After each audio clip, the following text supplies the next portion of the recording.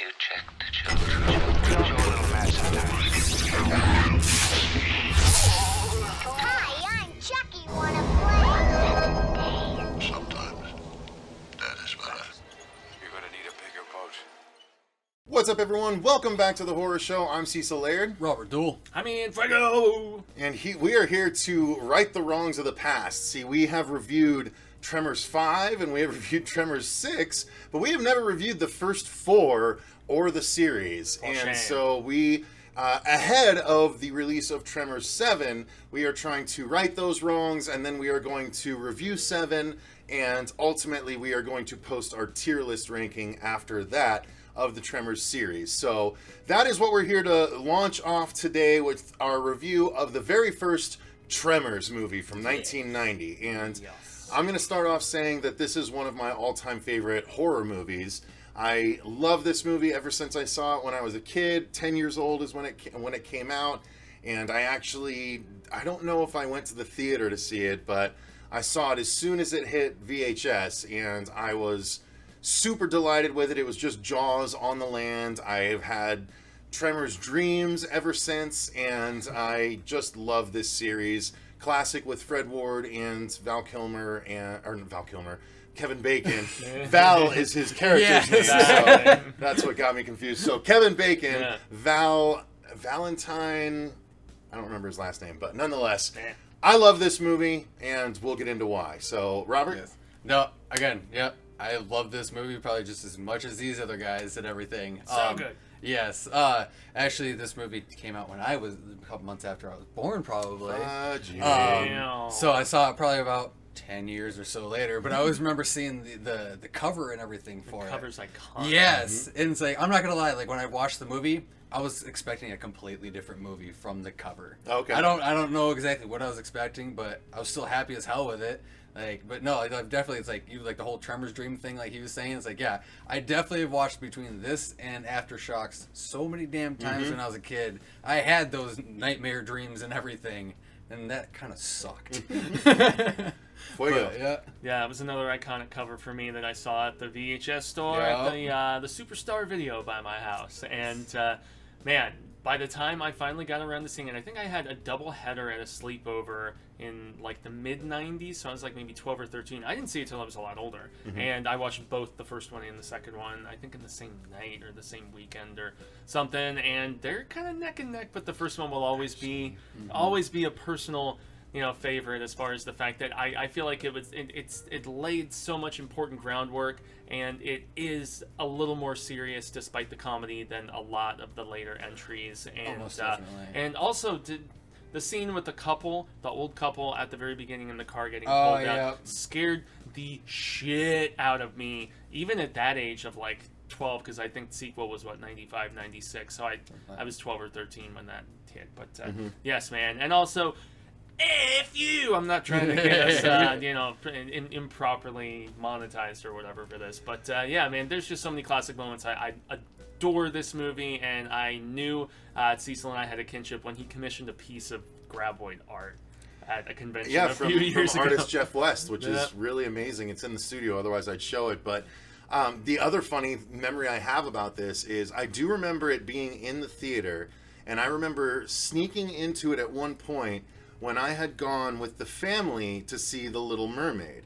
So The Little Mermaid came out in 1989, but that was when Disney movies would play for a year, basically. So we were seeing Little Mermaid, and I think I went to the bathroom at one point, and I remember going into Tremors when I saw it, because that iconic poster was even up on the thing in the in the theater when you walk by, it would be Tremors. And so I went in, and it was the time just after the construction worker was taken, and you just saw his hat, some blood, and an eyeball. And, like, that's all I saw, and then I, like, ran out to go back to The Little Mermaid, because, again, I was 10. But 9 or 10, actually, at this point. Stuck with you, though. Yeah, definitely.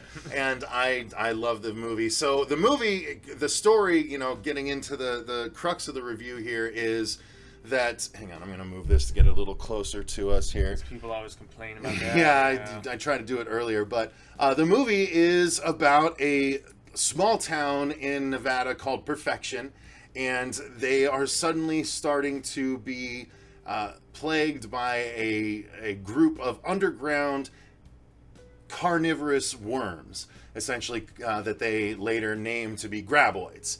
And they hunt by vibration. They can't see, but they can hear you if you're walking on the ground or doing anything on the ground, heavy machinery, even talking and stuff like that. So it really is like Jaws on the land, and I always loved it for that.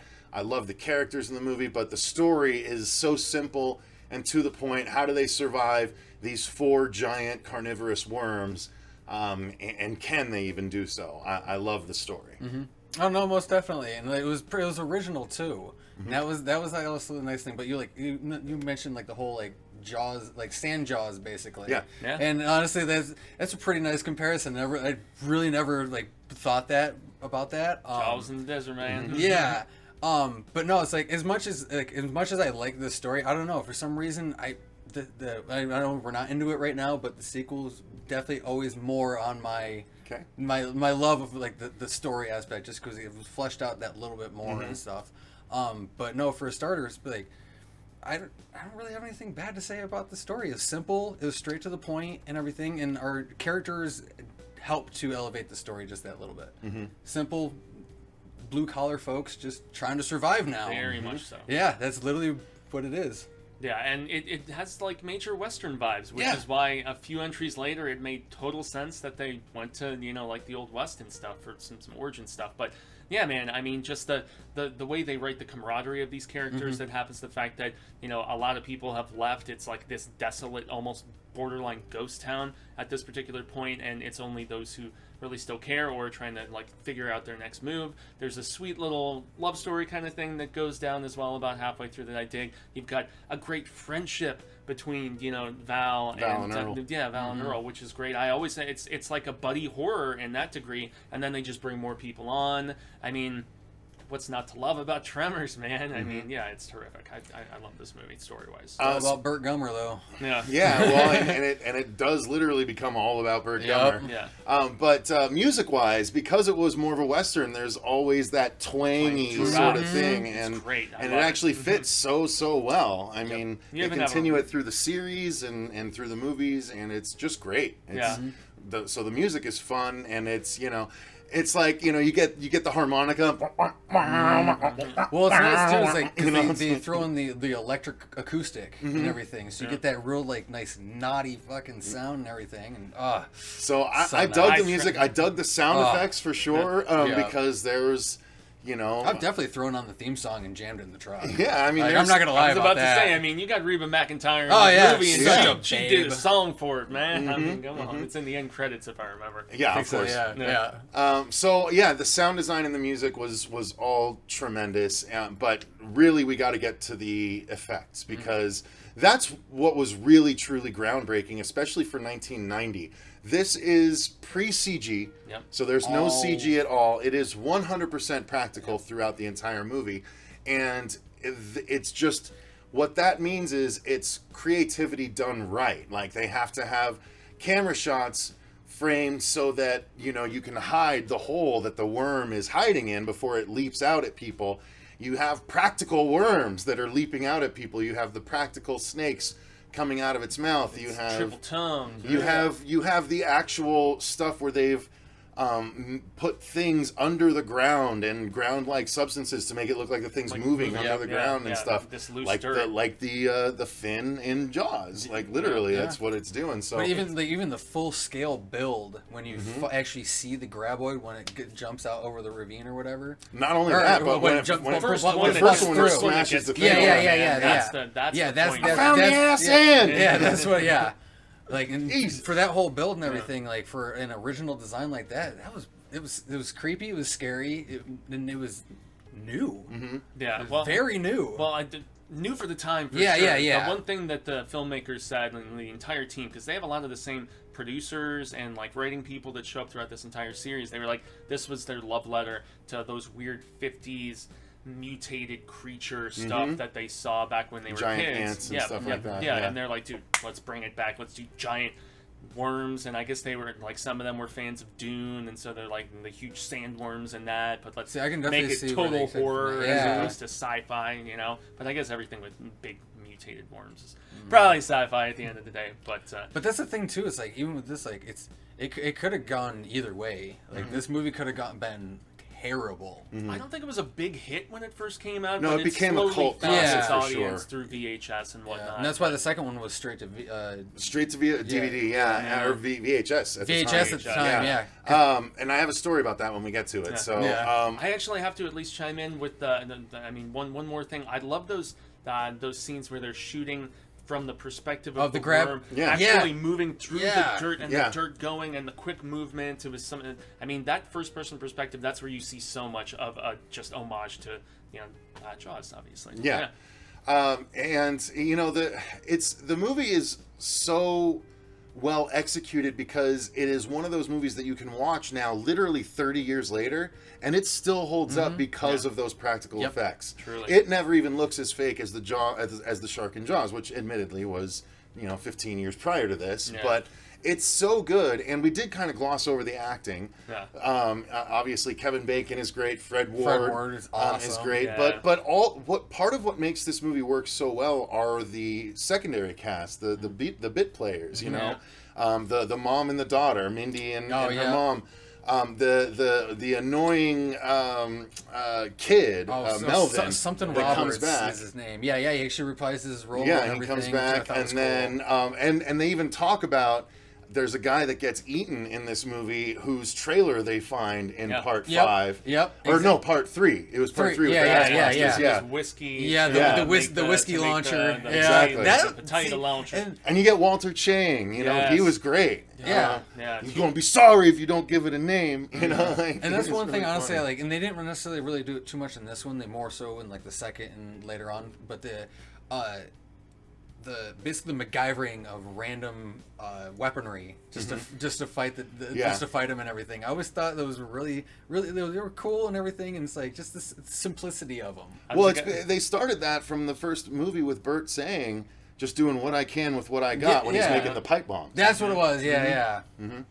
So, But pipe bombs, It's you just- gotta expect those. and Rhonda LeBeck was great as well, even though we never saw her again in the series. It's they allude to her in 6. But yeah, this movie is classic. It's one of the great, B horror movies Absolutely. that overachieved to the point where it still holds up 30 years later, and still it could making still more. it could Still still going. not be considered a B horror movie. It Well, made it I to the don't- theater. Well, that's what Yeah. I was thinking. Yeah. Well, nowadays, I think like how they're going to straight VOD, they're considered the B and everything. Right. But with it being the cult classic kind of thing, it's like that B plus. Sure. Kind of horror. Well, I mean, also something the studio had enough faith in to release theatrically, even if True. it didn't quite perform the way that they were hoping. I mean, if you had like Reba was huge at this particular point in like country and western music, and then Kevin Bacon. I mean, he wasn't too far removed from. Flatliners had just come out too. I mean, he had done so much in the '80s. He was like A-list at this particular point, even though if he's regressed a slight bit, I still dig the hell out of pretty much anything that he does. And so, yeah, I mean, they went for it with this one, and it's awesome that they laid so much groundwork for all of these films that are still. I mean, I'm stoked for 7. Even Oh, yeah. who knows how good it'll be, but I've found enjoyment in all of the installments afterwards. Yep. What a great initial entry. Indeed. So that's going to do it for our review of the original Tremors. You guys, let us know what your thoughts are in those comments down below. Do you love this movie as much as we do? Yes. Or have you somehow missed it all these years? I'd love to know your opinion. Thanks again for watching. If you enjoyed the video, click the like button and subscribe. We'll be back tomorrow with our review of Tremors 2.